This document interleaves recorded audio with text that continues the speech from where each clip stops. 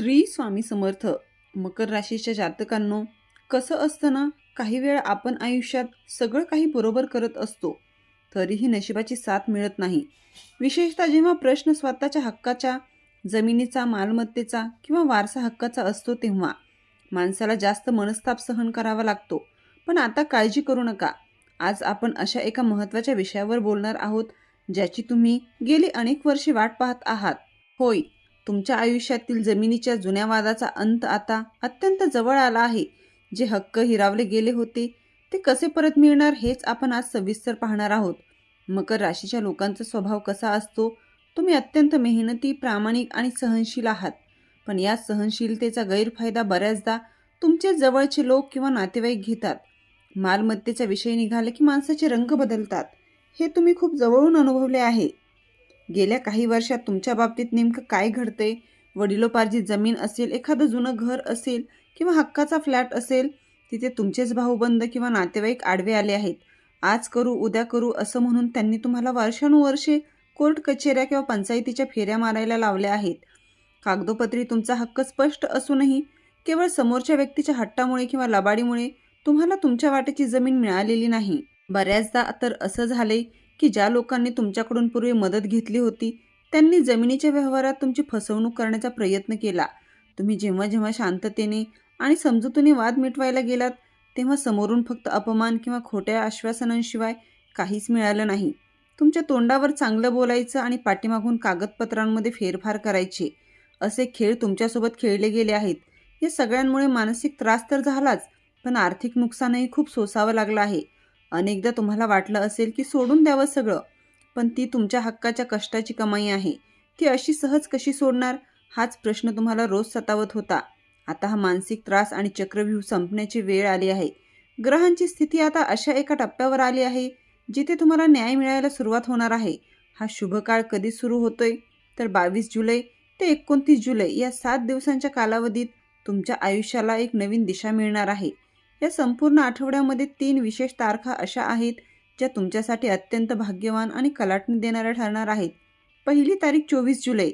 या दिवशी एखादी महत्त्वाची बातमी किंवा कागदपत्राशी संबंधित अडथळा दूर होऊ शकतो. दुसरी तारीख आहे 27 जुलै. वाद मिटवण्यासाठी किंवा वाटाघाटीसाठी हा दिवस अत्यंत सकारात्मक राहील. आणि तिसरी तारीख आहे 29 जुलै. या दिवशी जुन्या वादांवर अंतिम शिक्कामोर्तब होण्याची किंवा तोडगा निघण्याची दाट शक्यता आहे. या 7 दिवसांच्या काळात तुमच्या आयुष्यात आणि चालू असलेल्या जमिनीच्या वादात नेमके 3 मोठे बदल घडणार आहेत. हे 3 टप्पे व्यवस्थित समजून घ्या. पहिला टप्पा म्हणजे लपलेली कागदपत्रे आणि पुरावे समोर येणे. अनेकदा जमिनीच्या वादात सर्वात मोठी अडचण असते ती म्हणजे योग्य कागदपत्रे वेळेवर न मिळणे किंवा ती गहाळ होणे.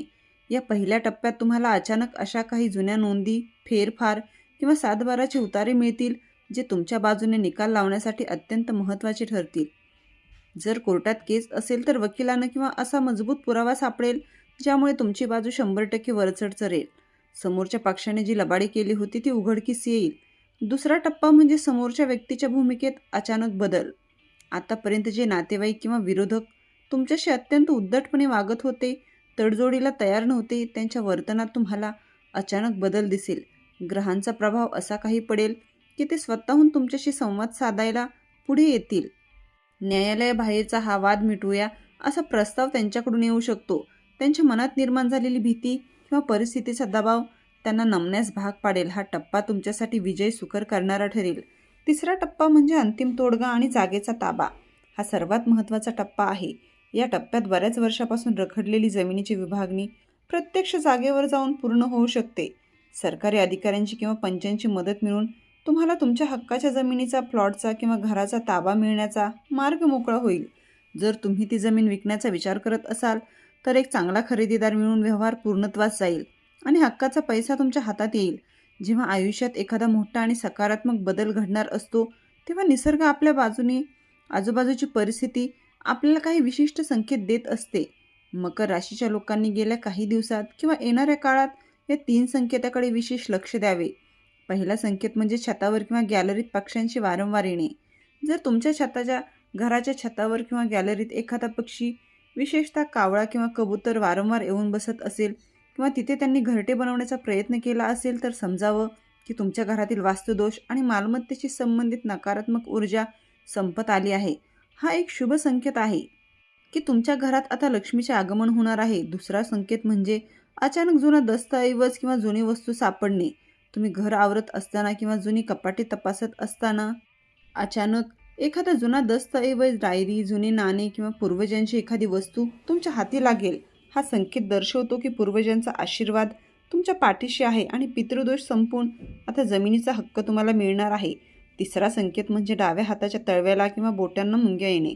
जर तुम्हाला अचानक डाव्या हाताला किंवा डाव्या बाजूला हलक्या मुंग्या आल्यासारख्या वाटल्या तर हा समुद्रशास्त्रातील एक अत्यंत संकेत मानला जातो. याचा अर्थ असा की प्रदीर्घ काळ रखडलेला पैसा किंवा मालमत्ता आता तुमच्याकडे चालून येणार आहे. मकर राशीचा स्वामी कोण आहे तर साक्षात शनिदेव. मकर राशीच्या लोकांवर गेल्या 7.5 वर्षांपासून शनीची 7.5 सुरू आहे. पण आता मकर राशीच्या जातकांसाठी एक अत्यंत आनंदाची गोष्ट म्हणजे तुमच्या 7.5चा हा अंतिम आणि शेवटचा टप्पा सुरू आहे. शनिदेव जेव्हा 7.5मधून बाहेर पडतात तेव्हा ते जाता जाता माणसाला त्यांच्या कष्टाचे फळ आणि न्याय देऊन जातात. शनिदेव हे न्यायाचे दैवत आहेत.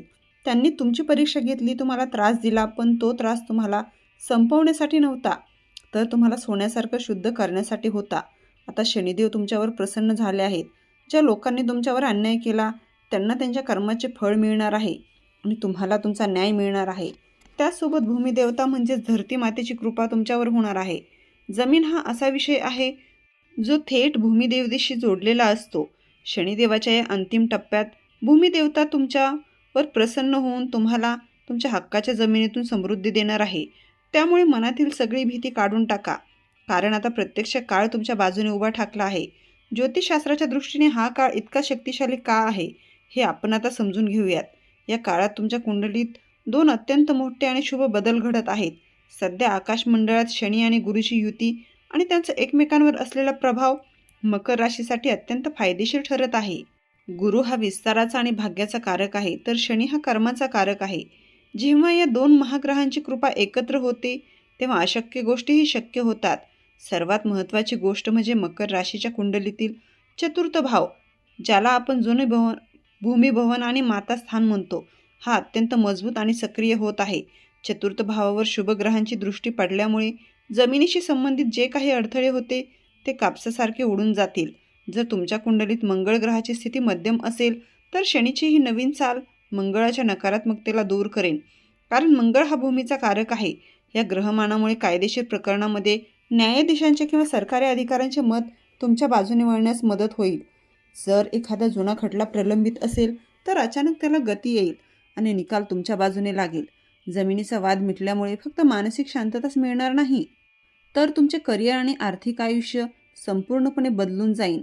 रखडलेला व्यवहार पूर्ण होणे हा या काळातील मोठा फायदा असेल.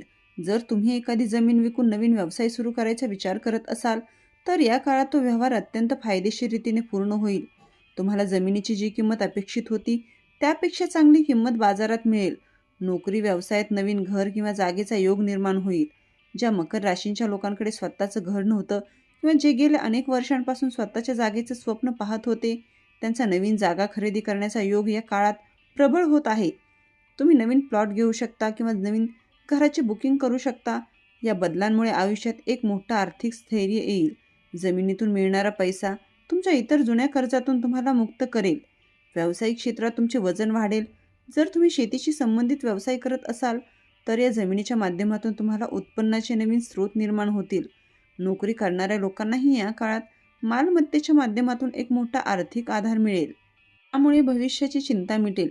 मित्रांनो, जेव्हा आपल्याला यश मिळायला लागतं किंवा आपले विरोधक मऊ पडायला लागतात तेव्हा आपल्यातील अहंकार जागा होण्याची शक्यता असते. पण मकर राशीच्या जातकांना तुम्हाला एक गोष्ट नेहमी लक्षात ठेवायची आहे. हा विजय तुमच्या ताकदीचा किंवा रागाचा नाही तर तुमच्या संयमाचा आणि सत्याचा आहे. त्यामुळे सुडाची भावना टाळा. समोरच्या व्यक्तीने तुमच्यासोबत कितीही वाईट केलेलं असो, आता जेव्हा ते तडजोडीसाठी येतील तेव्हा त्यांच्यावर सूड उगवण्याचा किंवा त्यांना अपमानित करण्याचा प्रयत्न करू नका. शांत डोक्याने आणि कायदेशीर मार्गाने आपला हक्क पदरात पाडून घ्या. कौटुंबिक शांततेसाठी नातं जपण्याचा प्रयत्न करा. जर तो वाद कुटुंबातील असेल तर पैशांसाठी नाती कायमची संपणार नाहीत याची काळजी घ्या. तुमचा हक्क सोडा असा याचा अर्थ नाही, पण व्यवहार करताना कटुता कमी कशी राहील याकडे लक्ष द्या आणि मनात नेहमी कृतज्ञता बाळगा. हा काळ तुम्हाला खूप काही देऊन जाणार आहे. त्यामुळे जेव्हा तुम्हाला तुमचा हक्क मिळेल तेव्हा निसर्गाचे, देवाचे आणि ज्या लोकांनी तुम्हाला या संकटात मदत केली त्या सर्वांचे आभार मानायला विसरू नका. कृतज्ञता माणसाचे भाग्य अधिक बलवान करते. हा शुभ काळ अधिक प्रभावी करण्यासाठी आणि ग्रहांची उरली-सुरली नकारात्मकता दूर करण्यासाठी तुम्हाला काही सोपे पण अत्यंत प्रभावशाली उपाय करायचे आहेत. हे उपाय पूर्ण श्रद्धेने करा. पहिला उपाय म्हणजे शनिवारी शनी मंदिरात तेल अर्पण करणे. दर शनिवारी जवळच्या शनी मंदिरात जाऊन शनिदेवांच्या मूर्तीवर किंवा तिथे असलेल्या तेलाच्या पात्रात थोडे मोहरीचे किंवा तिळाचे तेल अर्पण करा. मंदिरात शक्य नसेल तर मारुतीच्या मंदिरात जाऊन हनुमानाला तेल आणि सिंदूर अर्पण करा. यामुळे शनिदेवाचा कोप शांत होतो आणि साडेसातीचा त्रास कमी होतो. दुसरा उपाय म्हणजे उंबरठ्यापाशी हळद कुंकू आणि पाण्याचा उपाय. रोज सकाळी घराचा मुख्य दरवाजा उघडल्यानंतर उंबरठ्याच्या दोन्ही बाजूला थोडे स्वच्छ पाणी शिंपडा आणि तिथे हळद कुंकवाने छोटीशी टिकली किंवा स्वास्तिक काढा.